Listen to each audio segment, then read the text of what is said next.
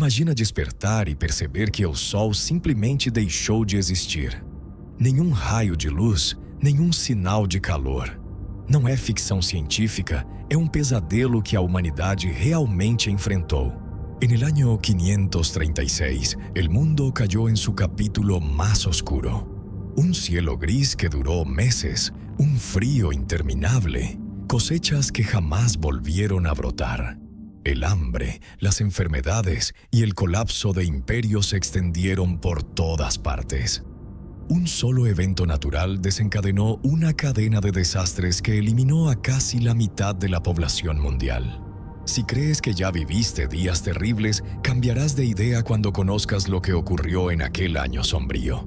Pero antes de revelarte este apocalipsis real, necesitas ver cómo era la vida dentro de 536. Así comenzó la oscuridad.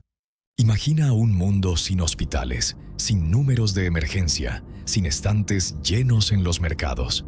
Al llegar al año 536, Europa era un mosaico de reinos pequeños en constante conflicto.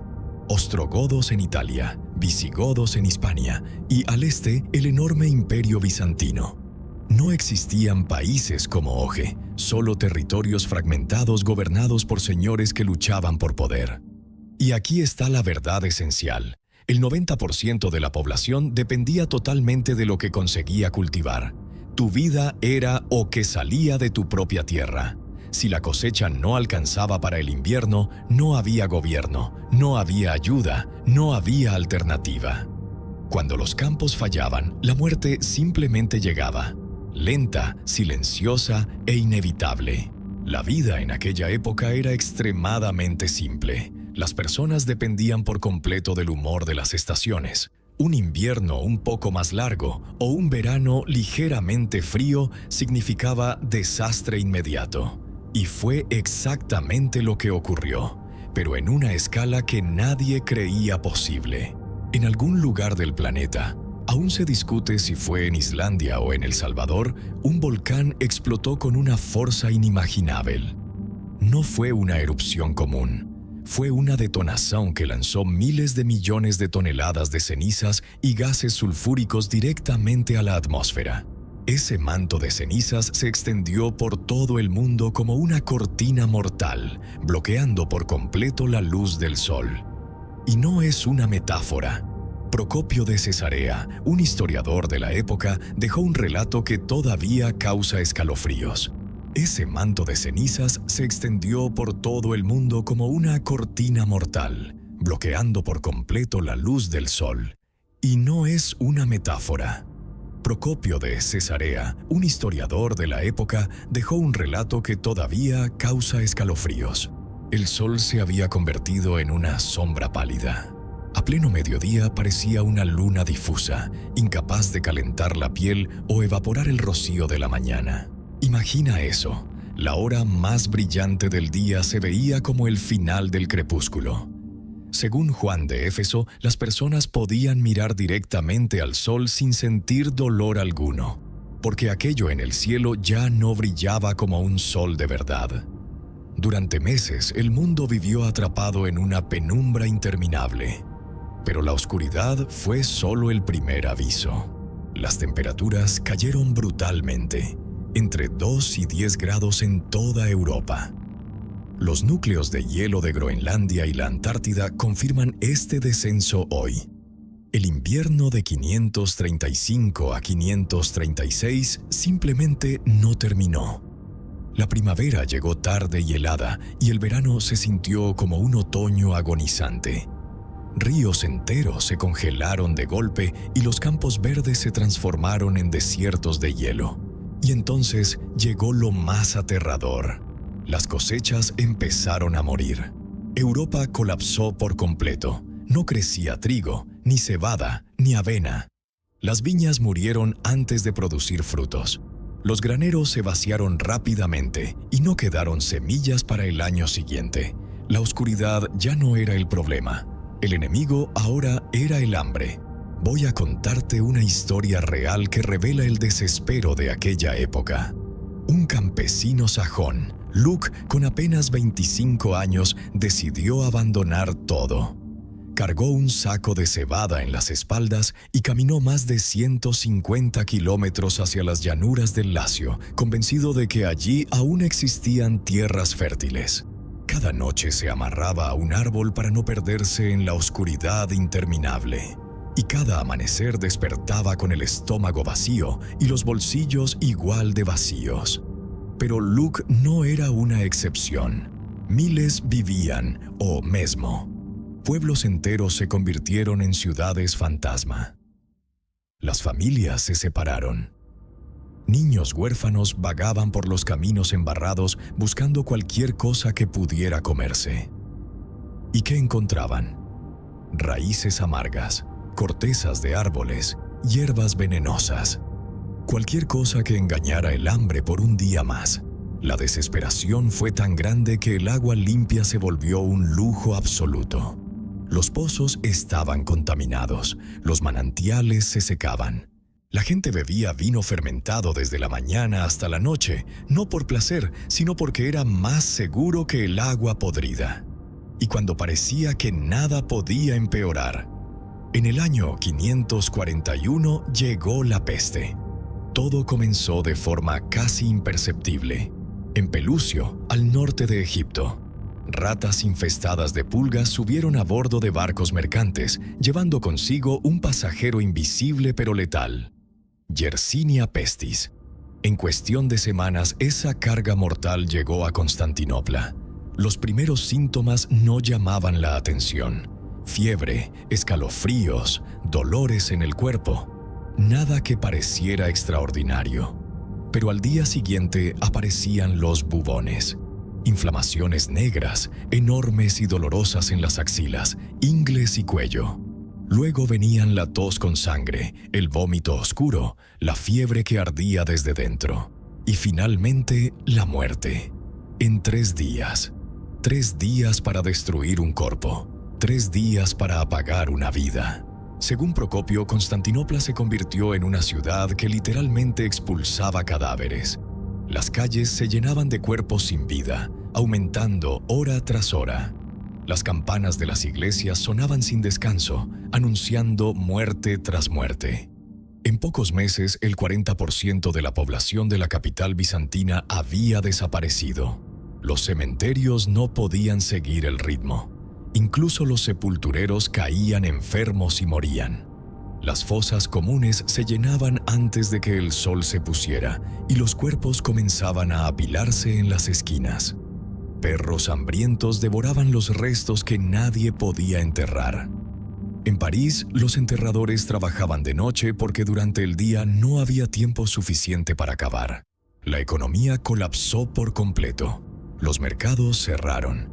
El comercio marítimo y terrestre simplemente dejó de existir. Hasta el propio emperador Justiniano enfermó 3 veces y sobrevivió por puro milagro. Ahora voy a darte cifras que realmente te van a estremecer. En solo una década, entre 536 y 546, Europa perdió entre el 30 y el 50% de toda su población. Piensa en eso un momento. De cada 2 personas que existían, una simplemente desapareció. Muchas aldeas fueron apagadas del mapa por completo, no abandonadas, borradas. Campos fértiles que alimentaban a miles se transformaron en maleza salvaje. Las carreteras romanas sin mantenimiento quedaron sepultadas bajo la tierra. El imperio bizantino, que soñaba con revivir la grandeza de Roma, se desmoronó desde dentro. Su recaudación fiscal cayó en picada. Sus fronteras quedaron expuestas. Los ejércitos que debían proteger las ciudades estaban muertos o agonizando. Pueblos bárbaros que antes eran contenidos por la fuerza militar aprovecharon el caos total para avanzar. Justinian, el emperador que quería ser recordado como un nuevo Augusto, pasó sus últimos años intentando simplemente evitar que su imperio colapsara por completo. Sus conquistas en Italia y el norte de África se volvieron cargas imposibles de mantener. Y no fue solo Bizancio el que cayó. En toda Europa, el sistema feudal se derrumbó. Los reyes perdieron el control de sus territorios. Los señores feudales ya no podían proteger a sus vasallos. El orden se quebró. El poder se dispersó.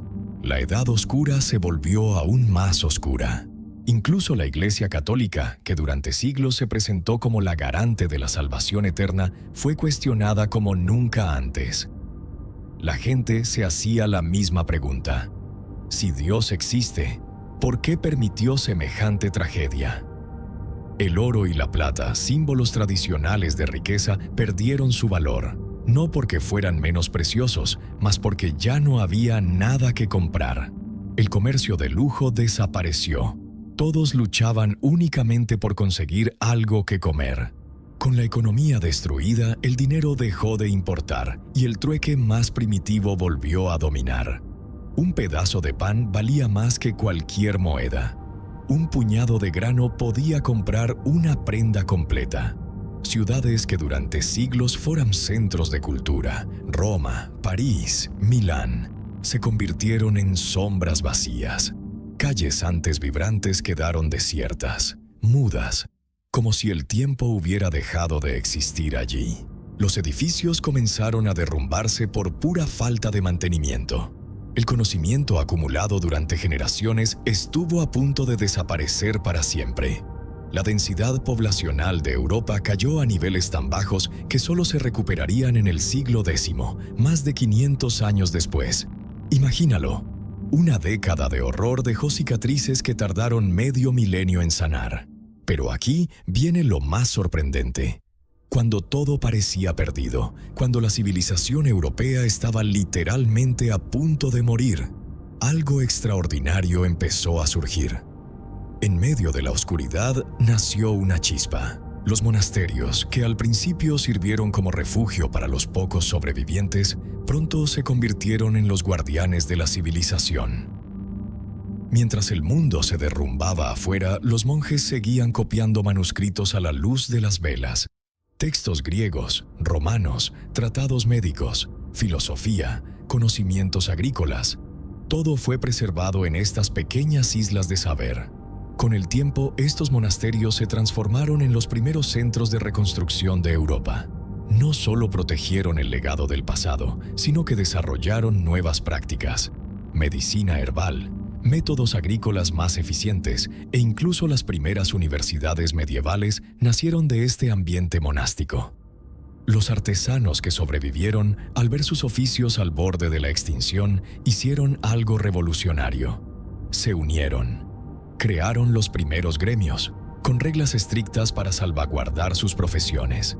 Carpinteros, herreros, canteros, todos empezaron a trabajar juntos, compartiendo recursos y conocimientos. Y aquí aparece el giro más sorprendente de todos. La escasez extrema de mano de obra dio a los campesinos sobrevivientes un poder que jamás habían conocido. Por primera vez en la historia, los señores feudales necesitaban más a los campesinos que los campesinos a ellos. Enormes extensiones de tierra quedaron desiertas. Sin trabajadores, los señores feudales se tornaron desesperados, ofreciendo cosas inimaginables: reducción de impuestos, derecho de arrendar tierras e incluso libertad de la servidumbre. Aquellos que antes eran tratados como propiedad, ahora negociaban de igual para igual. La agricultura también tuvo que renacer. Las técnicas antiguas ya no funcionaban. Los sobrevivientes desarrollaron la rotación trienal de cultivos, alternando distintos granos para evitar que la tierra se agotara. Un ciclo de trigo, otro de legumbres, otro de descanso. La tierra, por primera vez, se administraba de forma inteligente. La tragedia había devastado Europa, pero también había sembrado las bases de una transformación profunda. Los supervivientes aprendieron que no bastaba con cultivar la tierra, era necesario comprenderla. El estiércol animal comenzó a utilizarse de forma sistemática. Los molinos hidráulicos fueron mejorados para aprovechar mejor la energía del agua. Las carreteras abandonadas fueron reconstruidas por los propios reyes, porque entendieron que sin comercio, sin comunicación, no existía reino alguno. Rutas comerciales que antes tardaban décadas en consolidarse fueron restauradas en pocos años. Y quizás la transformación más profunda, la rigidez del sistema feudal empezó a agrietarse. La catástrofe había demostrado que ni la fe ciega ni la fuerza podían proteger a la humanidad de un volcán distante o de un microbio invisible. Las personas empezaron a cuestionar, a pensar, a buscar soluciones prácticas. En Bolonia, París y Oxford surgieron las primeras universidades con un propósito nuevo. No solo formar clérigos, sino generar conocimiento útil, medicina, ingeniería, agricultura, ciencias que realmente podían salvar vidas. Lo que nació de las cenizas del 536 no fue simplemente una Europa reconstruida. Fue una Europa completamente nueva, más resiliente, más innovadora, más humana. Las semillas de lo que un día se convertiría en el Renacimiento fueron plantadas en el suelo más fértil que existe. La esperanza nacida del desespero humano. Ahora detente y piensa. ¿Qué nos enseña esta historia sobre el mundo en que vivimos hoy? En 2025 tenemos sistemas de alerta de tsunamis, pronósticos meteorológicos satelitales, protocolos globales de emergencia.